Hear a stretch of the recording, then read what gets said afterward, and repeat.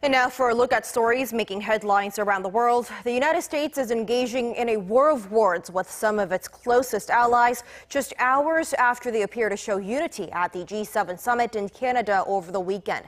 For more on this and other news around the world, we turn to our Ro Aram at the News Center. Aram, so this trade tirade seems to be escalating even further. That's right, Simon. The White House is angry at Canadian Prime Minister Justin Trudeau's press conference after Saturday's G7 summit, where he criticised US tariffs on Canadian goods and reiterated his intentions for retaliatory measures. President Trump had already expressed his anger, calling his Canadian counterpart dishonest and weak in a tweet after that summit. He also pulled out of signing the joint communique, a move that was heavily criticised by the leaders of Germany and France. But some of Trump's top advisers defended the president's actions by going on national TV to launch verbal attacks against Trudeau. The director of the US National Economic Council, Trudeau, was one of them. That's well, and in general, okay, it was an attack on the president. We're going to have retaliatory tariffs now.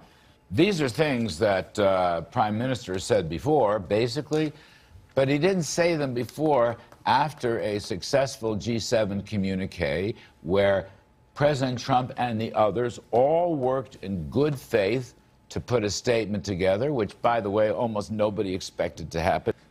Top White House economic advisor Peter Navarro also weighed in, branding Trudeau as a backstabber.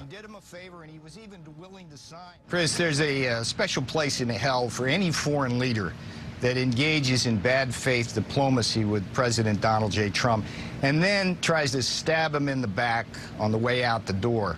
And that's what bad faith Justin Trudeau did with that stunt press conference. That's what weak, dishonest Justin Trudeau did.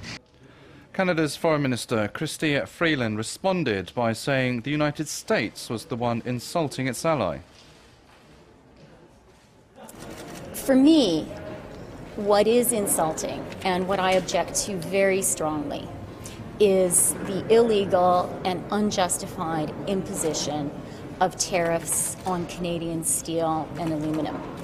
The national security pretext is absurd and, frankly, insulting to Canadians, the closest and strongest ally the United States has had.